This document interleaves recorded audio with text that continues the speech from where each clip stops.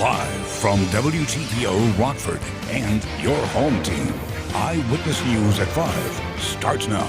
A teenager is on the mend after an overnight shooting near a Rockford police station. Investigators look into what led up to the gunfire. I, Carla Redd, Miller, do solemnly swear that I will support the Constitution of the United States. Rockford officially has a new top cop. We recap the chief of police swearing-in ceremony. Obviously, being 12 routes short, there's going to be some students and families impacted. Bus drivers wanted. A lack of employees means the state line's largest school district has to change plans at the last minute. Good evening, I'm Mimi Murphy. And I'm Eric Wilson. A teenage girl is rushed to the hospital after being shot overnight. This happened around 10:30 Monday at a home on Underwood Street in Rockford, not far from West Jefferson Street and Police District 1. Investigators say the 17-year-old was shot in the back, but is expected to be okay. Police did not provide information on any arrests or name any suspects. If you have any details on the shooting, contact Rockford Police. A Rockford native's hometown hero dream becomes a reality. Carla Redd was officially sworn in as the Forest City's chief of police this morning. Chief Redd has more than 2 decades of law enforcement experience under her belt and becomes the first woman to serve in the role. Michelle Rave outlines the new chief's goals. Tackling Rockford's crime problem will be Chief Redd's top priority. Local organizations like the NAACP say they're optimistic Chief Redd can bring on positive changes to the community, but she can't do it alone. Tuesday, cheers could be heard from the Veterans Memorial Hall as the city of Rockford swore in Carla Redd, the first black woman as police chief. Rockford's my city, it's my home. I love the Rockford itself. I love the police department as well. So just looking forward to bringing us all closer together. Rhonda Greer-Robinson, the branch president for the NAACP in Rockford, has known Redd for many years. Being a native of Rockford, I think that really helps. Knowing what area needs to be worked on, she has that skill, just being an ally and being an excellent leader, and she's definitely that. But I think the first thing that she should tackle is probably getting some of these guns off the street. It's been really sad of the deaths that have happened this summer. Greer-Robinson says the NAACP will have her back. We're going to hold her to expectations as others, but we're going to also work with her as far as changes. She can't make all these changes by herself on her own platform. As a community, we have to stay in our lane and make sure that we're helping and connecting and supporting her. Chief Redd says she's excited to have conversations benefiting the community. My door is always open. I'm willing to work with anyone. I've said this even back in last year when the whole public display of disapproval started. So I'm the same person today as I was then. So I look forward to working with anyone who's willing. The NAACP is working on setting up a meeting with Chief Redd to discuss what programs are needed to help improve the community. Mimi? All right, thanks, Michelle. Some Rockford children had the opportunity to ride the waves at West Rock Wake Park with local police officers. It's part of the Rockford Park District Police Academy. Kids ages 9 to 17 took part in the 2-day session, which introduced students to law enforcement through hands-on activities. One detective involved tells us outreach opportunities are what helps break down barriers in the community. We are out here every day putting our lives on the line. We're working as hard as we can for people out here because that's the oath we took for this job and for our community, and especially for these kids to know that anytime they need something, they can call us and we're coming for them. Coming up tonight at 9 and 10, children who took part in the police academy share what they learned from the experience. Like many school districts across the state, Rockford's faces a bus driver shortage. That's forced RPS 205 to change bus routes just days before kids return to class. Yeah, and this could could leave some students without a ride and impact activity and athletic buses. Rachel Perry caught up with the district today, and Rachel, they tell you this could last through October?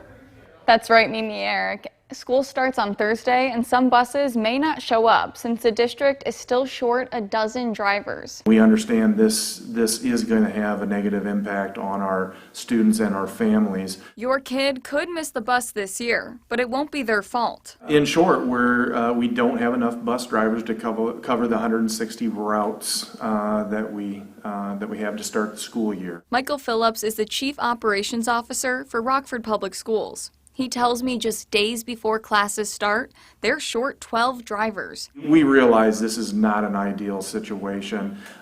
We worked very hard throughout the summer, at the end of last year and throughout the summer, to bring on bus drivers, forcing the district to make changes. Executive Director of Transportation Michael Slife breaks down what that means. September schedule is out. They can look and see what 2, possibly 3 days, or if their student is affected at all, that they would need to try to get their transportation taken care of. He says the bigger the school, the bigger the disruption. I know people are upset. I totally understand that. And it's not ideal. It's not what we want to be doing. We're in the process in the game of taking kids to and from, not leaving somebody at home. The district is hiring and offering incentives for drivers. Both Slife and Phillips stress how important the job is. You're the start and the end of the student's day. You can make their day or break it. It may have been a rough day, and our bus drivers find a lot of creative ways to bring a smile to our students' face. To see how this impacts your student, you can find a link to the school's transportation website on mystateline.com. That's also where you'll find a link to the bus application if you want to apply. Eric? Thanks, Rachel. Deadly drug overdoses are a global problem, and supporters use today to spread the word and look for solutions. This is International Overdose Awareness Day. In Winnebago County, an opioid response team has been working hard to identify issues and come up with solutions. The response was first organized in 2018. It zeroes in on opioid use prevention, treatment, and recovery. Dr. Sandra Martell with the Health Department suggests recovering addicts join a peer support group. Part of that is getting, as you work through recovery and response, having a network of peer support. We know that the models of NAAA have been very successful in supporting ongoing recovery. If you or someone you know is struggling with drug use, find links to resources on mystateline.com. Coming up tonight at 9 and 10, see how the state line's taking action in honor of Overdose Awareness Day. 2 days after Hurricane Ida hit Louisiana, people in other southern states feel the after effects. Investigators say heavy rain from Ida in Mississippi is to blame for a deadly highway collapse in Mississippi. The accident left at least 2 people dead and 10 others injured. Multiple cars fell into a massive hole. Hurricane Ida blew through Louisiana as a Category 4 hurricane. The storm knocked out power, flooded communities, uprooted trees, and damaged structures. 1 person died in the storm. President Biden officially declares the end of America's longest war in an address to the nation. But now that all U.S. troops are back home, the president faces mounting pressure from Republicans in Congress to answer questions about his handling of the evacuation. Washington correspondent Jesse Tenor is keeping you connected to the nation's capital. It was designed to save American lives. President Joe Biden defends his August 31st deadline for leaving Afghanistan. I was not going to extend this forever war, while acknowledging the final days cost 13 American service members their lives. We owe them and their families a debt of gratitude we can never repay, but we should never, ever, ever forget.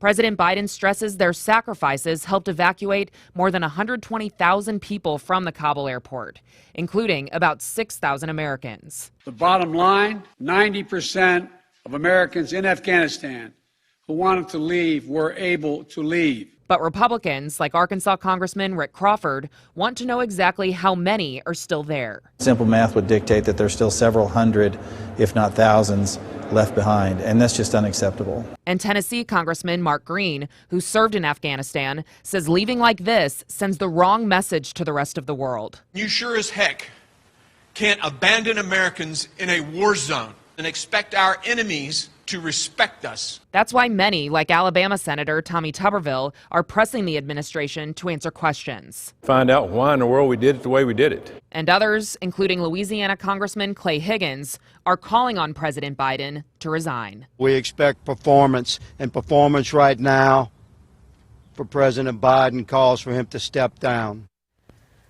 Now, your first warned weather forecast with Chief Meteorologist Candace King. Well, we had a little bit of sunshine out there earlier today, but the clouds, they were quick to move in from the west and southwest, and eventually we started to see some light rain showers, which is exactly what some of us are seeing here for this evening. As those lighter rain showers begin to work in from the west and southwest, we've had a little more steady and heavy rainfall down south of the Davenport area. But looking at radar, we've got a few steadier showers now moving across parts of Joe Daviess County into Carroll and Whiteside counties, so the rain in some spots may pick up a little more in intensity over the next couple of hours, but these rain showers expected to stay with us and kind of expanding a little more to our east as we get through about the 8-9 o'clock hour. Some very heavy rain has actually been falling to the southwest, where just within an hour, parts southeast of Davenport have actually received 3 to 4 inches of rain, so numerous flash flood warnings in effect a little bit further down to the southwest. Not expecting that here, but you notice a few more raindrops there on the camera lens, and temperatures cooling off quite a bit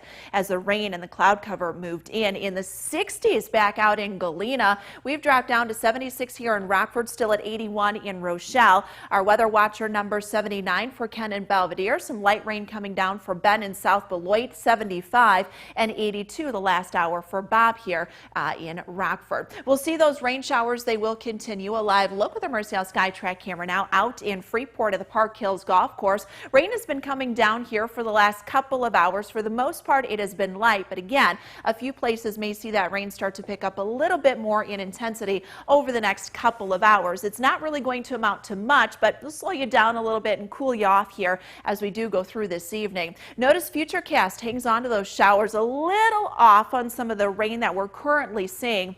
But as that low pressure system moves a bit further into central Illinois, we'll eventually start to get some dry air to come in with high pressure building in from the north. So through about 9 o'clock, we hang on to the lighter showers. 10, 11 o'clock, things will start to dry out, and then our skies will gradually clear out. Our wind direction shifting a little more to the east and northeast, so that does provide us with a little more dry air as we go through the afternoon on Wednesday. High pressure remains the dominant feature in control then for Wednesday, Thursday. By Thursday evening, though, we begin to see a little more cloud cover move in, and by Friday morning could have a few more lighter showers begin to come down. So once we get rid of the rain showers for us this evening, temperatures will be down to around 58 degrees. Winds will pick up just a touch, so it is going to be breezy tomorrow afternoon. High temperature right around 81 for our Wednesday, with that northeasterly wind at times gusting 5 to 15 miles per hour. Our pattern begins to change. Today is the end of meteorological summer. Fall begins, at least meteorological fall, tomorrow,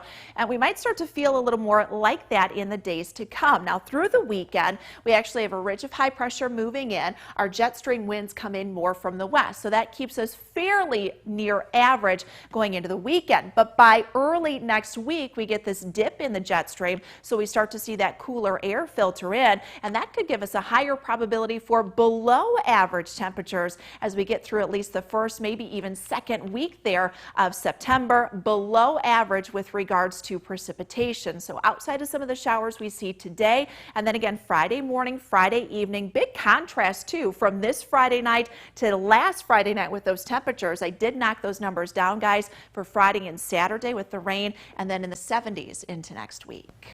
Now, the Napleton Sports Desk with Sports Director Scott Lever. Well, the door has been thrown wide open for college athletes looking to make some money off their name, image, and likeness. Today, we learned that Ohio State true freshman quarterback Quinn Ewers has signed a 3-year deal with GT Sports Marketing that'll pay him $1.4 million. That's the largest NIL deal so far that a college athlete has signed. And basically, Ewers will be cashing in by signing autographs, but there will be other components in this deal. This is a young man who's never thrown a single pass in college. He just arrived at Ohio State earlier this month. He passed on his senior year of high school in Texas so he could jump to college and take advantage of name, image, and likeness payouts. Michigan high school basketball standout Imani Bates has done the same by passing up his senior year and enrolling at Memphis. They can do this because they earn their high school diplomas early by taking courses over the summer. Other high school phenoms, we will see this from them as well as they follow the leads of these other guys, thereby rating high schools of their top players. This is America. If high school 17-year-olds want to do this, it's their right. My question is, how much more pressure will they be under to perform in college when they have these big NIL deals that they need to live up to? How many of their college teammates will become jealous? How many more money-hungry folks will these athletes have hanging around them, expecting them to fork over some of that money? How many aunts, uncles, cousins, friends, and even parents will pressure these young athletes to fork over some of that money to them? And how many 17, 18, and 19-year-olds know how to handle money responsibly? On the surface, NIL payouts might look really good, but look below the surface and things could get really ugly for some of these kids. On the Bulls documentary, The Last Dance, part of it chronicled the time in 1998 when Dennis Rodman left the Bulls during the NBA Finals to go spend a couple days in Vegas. Now that Vegas trip is being turned into a full-blown movie. It'll be called 48 Hours in Vegas. Rodman himself is the executive producer of the movie. That year again, during the NBA Finals, Rodman had requested time away from the team to take a mental break. Phil Jackson granted the break, but when Rodman didn't return to the team when he was supposed to, Jackson and Michael Jordan had to go to Vegas to bring Rodman back to the team. Rodman spent the time in Vegas partying. What else would Rodman do there? I enjoyed The Last Dance, and I know a lot of people will be very interested in watching this movie. As for me, I'll take a pass. I'm not really interested in watching Rodman party. That's my take. We'll be right back. Candace will have a final weather check in just a minute. But first, here's a look at what's to come on News Nation tonight. Tonight, America's longest war comes to an end. Afghanistan's first female Air Force pilot responds to President Biden's remarks, what she says he doesn't understand about her country. That's coming up on Balance tonight, followed by News Nation Prime. Now here's a look at tonight's Banfield. Thanks. Tonight on Banfield, left behind. Millions of dollars in U.S. military equipment and, more importantly, over 100 American citizens. We'll show you the financial weapons the United States now holds over the Taliban. Tonight on Banfield. You can catch News Nation tonight on cable and satellite stations you see here. You can also head to newsnation.com. Got a few light showers beginning to move through. Actually have been moving through parts of the area here. Starting to see those sneak a little further east. These will continue for the next few hours. 58 tonight, 81 for our Wednesday. Thanks, Candace. And thank you for spending some of your time with us. Stay safe.